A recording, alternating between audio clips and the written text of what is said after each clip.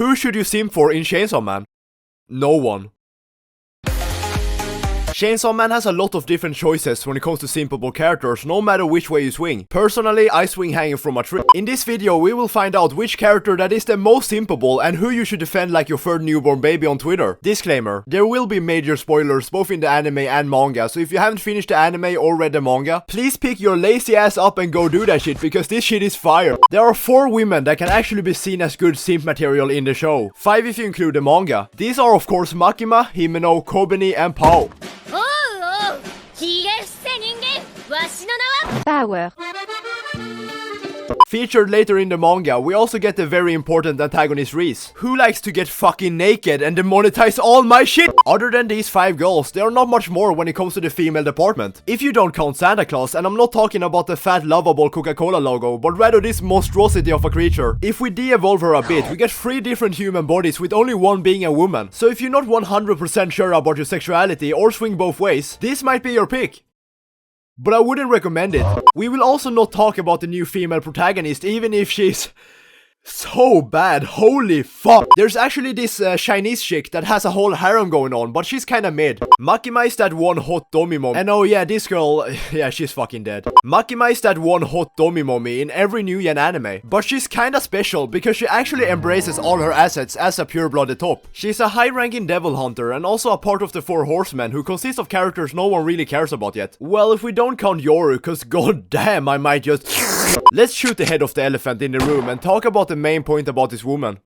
Her design. Tasuki Fujimoto, the creator of Chainsawman, probably made the single most attractive design for a character, and then just filled her up with an absolutely soul-crushing and straight-up life-scarring personality, but let's get into that later. Makima's design is so normal yet so unique that you will spot her anywhere. Everything from her eyes to her hair to her clothing, everything works so nice together. Regarding her assets, it's clear that she got a little nerf in the anime, but with the angles Mappa is hitting, it doesn't even matter. The fan artists though are out there creating their own fantasies with inhuman proportions, while I kinda dig the anime version. I think it suits her better as she's not meant to be a lovey-dovey character, but rather using her arsenal as a way to control people. Just like my poor man Denji. If we dive a bit deeper into her personality, which is something I'd rather not do, as this bitch single-handedly fucked me up for a good 3 hours after finishing part 1. We get one word, and that is dominant, and that is control.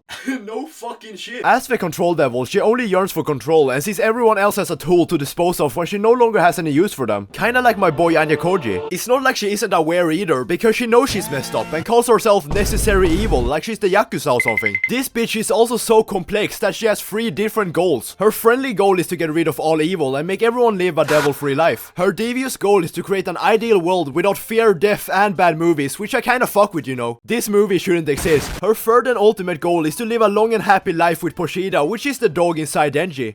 This is because she always yearned for something like a family, being incapable of forming equal and meaningful relationships as the control devil. You know, we normal people call it social anxiety, but pop off, I guess. This is just scraping the surface of the Makima character, and only as far as I'm willing to go for the sake of my well-being. She is the definition of a walking red flag, but because I don't see color, she gets a good A tier from me. Himeno is that one character that is seen as unbelievably horny. For example, when she tried to steal my boy Denji's innocence right off his thin bone structure. But the more you learn about her, the more you understand that she just wants to be with someone. She's just fucking lonely. At the first introduction in the anime, we can see her standing in the graveyard surrounded by all her previous recruits who all took massive L's. After losing 5 of her homies, she kinda saw no reason trying to befriend new people, as they would just go and die anyways. But just because Aki is such a fucking hunk of a man, he never died and her dumbass went and fell in love with him. I mean, I would too, but that is not the point. Her build is explained as rather voluptuous by the wiki, and it's not like anyone can disagree. The short hair and the eye patch kinda gives her that tomboy vibe, which I enjoy more than I would like to admit. Her caring personality is also wife material with a little bit of underlying yandere vibes. And some people might say where, but you know, she did try to sacrifice Denji to save Aki, so even if I would have done the same thing. The big minus point here is that she smokes and even got my perfectly lawful pretty boy addicted too, which I can never forgive her for. But she kinda makes up for it with this beautiful scene. Overall, I think she's definitely one of the more sane characters in the show. If she didn't bite the dust in like episode 2, she probably would have developed a beautiful relationship with...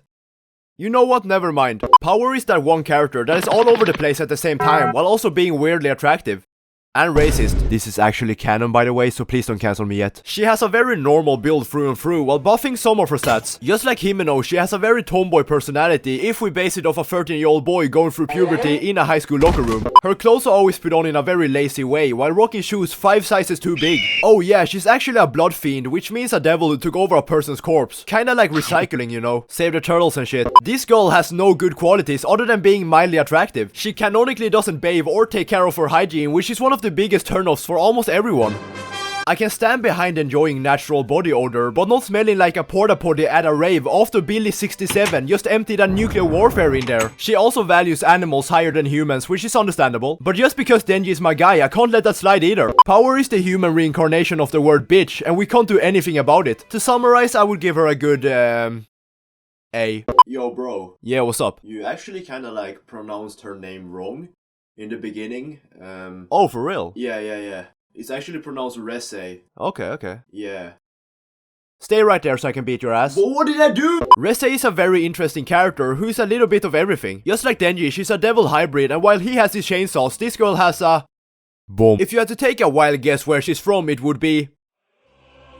Yes, exactly, Russia. Reze is a spy from the Soviet Union trying to steal Denji's heart, and I don't mean in a romantic wholesome way, but rather rip it out of his chest. She's the main antagonist in her own arc, so she's kinda a big deal. Even if this girl is here to kill Denji, she never seems like she wants to hurt others if it's not necessary. Reze is just another traumatized child from the military, and even kinda reciprocated Denji's feelings in the end. And that's what we call character development. When pulling the pin on her neck, she literally blows her own head off, which is something Denji probably wanted her to do on him instead. This is probably also the only devil form that is low-key still attractive. A tier. Kobeni Higashiyama is one of the members of Makima's experimental squad and is also known as the sloppy blowjob devil. She has 4 moles on her face located all around the fucking place, which symbolizes death, as 4 in Japanese means death. That is complete bullshit, but even if the majority of us wanted her to die after this annoying ass scene, she is unfortunately still alive, even after being absolutely bullied by the Chainsaw Devil later in the manga. Bro, the only thing this chick wanted was to leave the Devil Hunter job and go serve some burgers, and then gets absolutely violated in a weirdly wholesome way by this monster of a man. Homie picked the wrong manga. Kobeni is like the Zenitsu of Chainsawman, with a whole lot of being a pussy and very little of being actually useful and scary powerful. But when she goes fucking crazy. Just look at her fighting Katana Guy and Snake Lady, even blowing the brains out of this old lady with no hesitation. But then again, she breaks down crying. So, and we're not talking no cute anime girl ooh I'm sad ass cry. No, we're talking a full-blown ugly cry every time. And I respect that. Show your feelings, not your dick. One thing that everyone can agree on though is how cute she is. Just her fucking running is adorable. It's a strong B tier for me. Now that we've handled every woman in Chainsaw Man, it's time for the final ever... Huh? What was that? Wait. Is that Kobeni's car? S-tier that shit right now. Let's forget everything we learned so far and focus on this beautiful species of mechanical vehicle. Made in a beautiful yellow pastel color, Kobeni swerves around town picking up all the hoes. No, not really. She just drives her family around like a fucking taxi. Thanks for watching, you made it to the end. Follow me on Twitter if you want to, it's a choice, but if you don't do it, I will find you. And this video looking kinda spicy, don't you think? Yeah, that's all for me. See ya.